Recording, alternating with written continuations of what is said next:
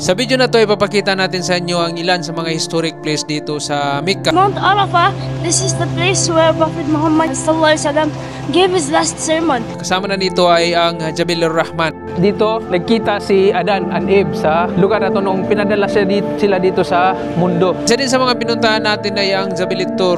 Yung hinabol yata si Prophet Muhammad at saka si Abu Bakar Siddiq ng mga kuffar, dito yata siya nagtago. So, what's the place? Ganda. Bago ang lahat, balik muna tayo kung saan tayo nagsimula. Papunta pa lang tayo sa lugar na pupuntahan natin. Ang bumungad sa atin itong mga magagandang tanawin dito, yan, nakita natin it's all about Rocky Mountain. Akala natin ang Saudi Arabia, it's all about sand dune or desert. Yan, nagkamali pala tayo. It's opposite. Nakikita natin ngayon dito, it's full of Rocky Mountain. Yan, nakita natin yung mga building ay tinayo mismo sa tuktok ng bundok, yung Rocky Mountain na yan. So napakaganda sa paningin. Isa to sa mga lugar na kung saan naibilang sa historic place. Nandito tayo ngayon, napakasaya natin na makita itong mga tanawin na to. Isa rin na umagaw ng pansin sa atin habang pupunta tayo sa pupuntahan natin ay itong mga lugar dito, nakikita natin maraming mga sasakyan pero wala tayong nakikitang tao. So something na kakaiba din na hindi natin alam kung ano yung kasagutan. So yan, guys, nandito tayo ngayon. Yan, sa lugar na to, Jabal Sur. Yung hinabol yata si Prophet Muhammad at saka si Abu Bakar Siddiq ng mga kuffar, dito yata siya nagtago. So napakatirik nung mountain, look at that, napakalayo niya. Kaya siya sa mga historic na lugar dito, Jabal Sur. So how's the place? Ganda. So you came to the like me historical place. Yeah. I used to watch mga historic movie like yung mga kay prophets, kay Jesus, kay Prophet Muhammad. Ang ganda sa pakiramdam na makita mo siya ng alam mo yung legit na talagang kahit sila nung nabubuhay pa sila. Imagine kuya, yung pag-akyat ko pa lang doon, ang hirap na ako. Sila tinamay-inaakyat nila dati, no? Oo, imaginein mo yon. So, yan guys, Jabal Sur, isa sa mga historic mountain na kung saan si Prophet Muhammad sallallahu alaihi wasallam at saka yung kumpanyo niya si Abu Bakar Siddiq ay nag-stay dito, I believe, ng 3 nights during the migration from Mecca to Medina, I believe. I'm not sure.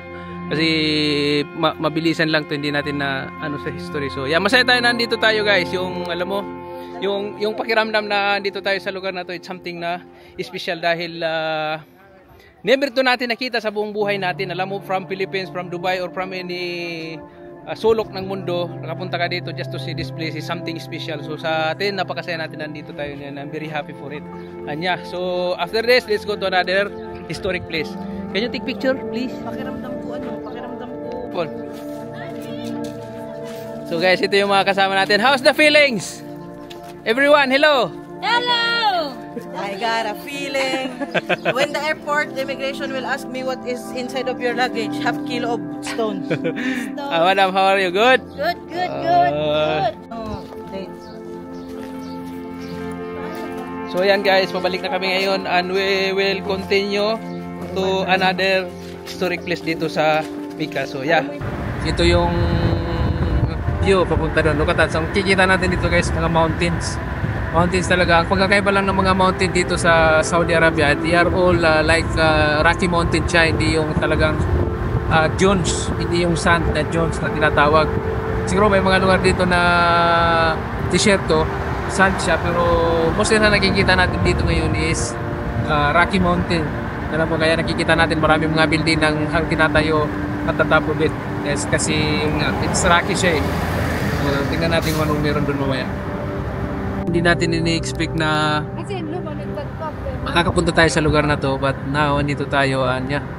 Kikita natin guys yung yung lugar na to habang andito tayo. Alam mo, napipicture out natin sa sarili natin yung mga time noon, mga panahon na ni Prophet Muhammad, peace be upon him, at saka yung mga Sahaba.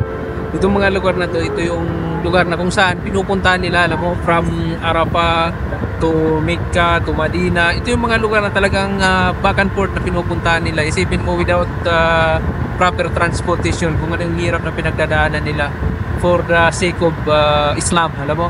Kontrahma, isa sa mga lugar kung saan okay lang ba magkaroon tayo sa bahay ng ganito? Hindi siya pwede ba siguro din, no? Shirk ba siya, dili? So yan guys, so tagpila. This 5 reals, this 10. Yun. So yan is bibili tayo ng maliit na Alam mo, pinlastic Kaaba. na yung malaki. Yan, so para may memory tayo, memory natin na pumunta tayo dito sa Mecca, itong maliit na Kaaba na to, silalagay natin sa altar or somewhere na pwedeng makita ng mga tao. Sa memory guys. Yan, 5 real. Yan. Bayadin na. Bayaran mo muna, madam. No problem. Gusto mo to, mapumili ka ng maganda. Yan, okay din sa akin maliit. Yung maliit na lang siguro. We need the translator. Ito yung translator natin, si. Ito yung translator. Pinahingi mo discount. Ito. بشتري 3 حبة عندي ديسكاونت. So, Ako gamay. kung siya mayad ako, nagamay. Gamay siguro.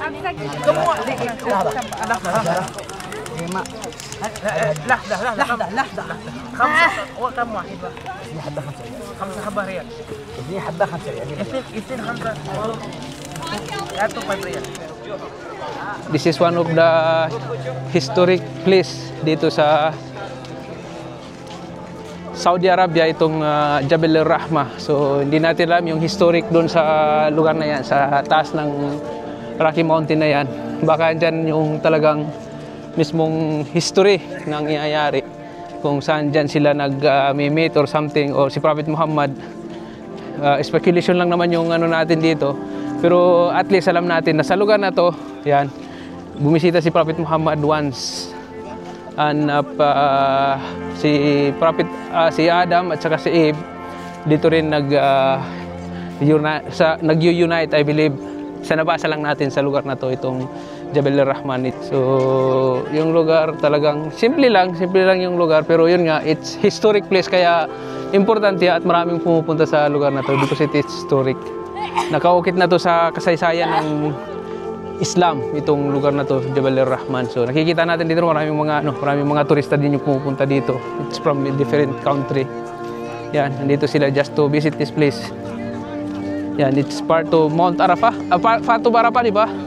So itong lugar na to is part of Arafah. So kaya pala yung mga nag-hajj, matagal sila matapos kasi maraming mga lugar talaga na dapat nilang bisitahin to complete the Hajj. So look at that. Ito yung signature na kalapati. Yan, nakikita natin guys yung, let's take a closer look for this place. Nakikita natin yan, no? Yung formation ng rock talaga, parang pinatong-patong lang siya, kasi kalimitan dito yung mountainous rock yung nakikita natin. So yan, tingnan nyo guys yung lugar na to. Yan, daming pumupunta dito. Kung titignan mo, normal lang na lugar pero nakikita natin maraming pumupunta dito because of his historic image. Once again, for us na mabigyan tayo ng pagkakataon na pumunta sa lugar na to, talagang it's something historic at napakasaya natin. Alam mo, ibigyan niya tayo ng chance na pumunta dito. Yung nararamdaman natin, talagang masaya tayo. So yeah, look at Ishan. Ishan, how's the visit? You know, there too many people wanted to come into this place, but they don't have chance to come. And you being here now, it's something that you have to cherish and you have to be happy for it. It feels really, because especially in Arafah, it looks normal, right? Just a normal looking road. That place, that small thing, that is where the Prophet gave his last khutbah. So it really feels special. It's nice. Very special, yeah. Ajo, come hada. Come fulus. 1 كيلو 20. Ano daw? Come fulus hada. 20 يا مدير. 20 20 على المدينة حج. Ajwa hada, ajwa. Ajwa dit. فيلبينو قد. Ajwa. عجوا الله وكيل. Come fulus hada. 20 يا مدير. Feel it. 20. 20 15 lang na 15. 15 lang. 3 ب 50 شيء.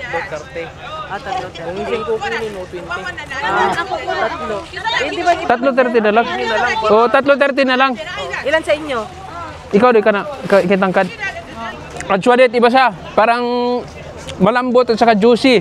Yung hindi siya masyadong sticky. Alam mo? Di ba, Doy? Hindi siya masyadong sticky. Guys, 1 kilo ajwa, 40 in Dubai. 40 sa Dubai, dito 20. 20. Very expensive, the ajwa. So we buy like 3 pieces. So Guys, straight from Medina. napakasarap niya. In ice cream.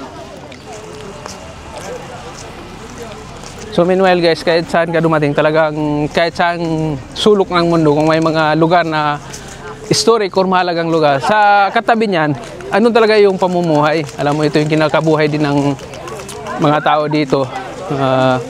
Itong magbenta ng mga paraphernalia na to, magbenta ng dates, magbenta ng mga memorable thing para sa mga pumupunta dito. Na-appreciate natin dahil lahat talaga ng tao dapat maghirap for their life. Alam mo, isa to sa mga tao na ginagawa din yung isa to sa mga tao na ginagawa din yung lahat for the family. Ang pinaka-highlights dito guys, yung nakarating tayo sa lugar na to, talagang very special. Alam mo, hindi ko ini-expect na makakarating sa lugar na to dahil ang iniisip natin is just to come for Umrah. Pero itong nangyari na to, it's extra, parang bonus na to sa atin na makarating dito sa Mount Rahmah na to, historic place. During ito yung nabisita ng Prophet Muhammad sallallahu alaihi wasallam. Dito nagkita si Adan and Eve sa lugar na to nung pinadala sila dito sa mundo. Ito yung lugar na yun. So historic place and masaya tayo. And also guys, according to history, this Mount Arafah, this is the place where Prophet Muhammad gave his last sermon. And in this period of time, with his first and last Hajj, he forgave all his biggest enemies, even the woman that killed his uncle.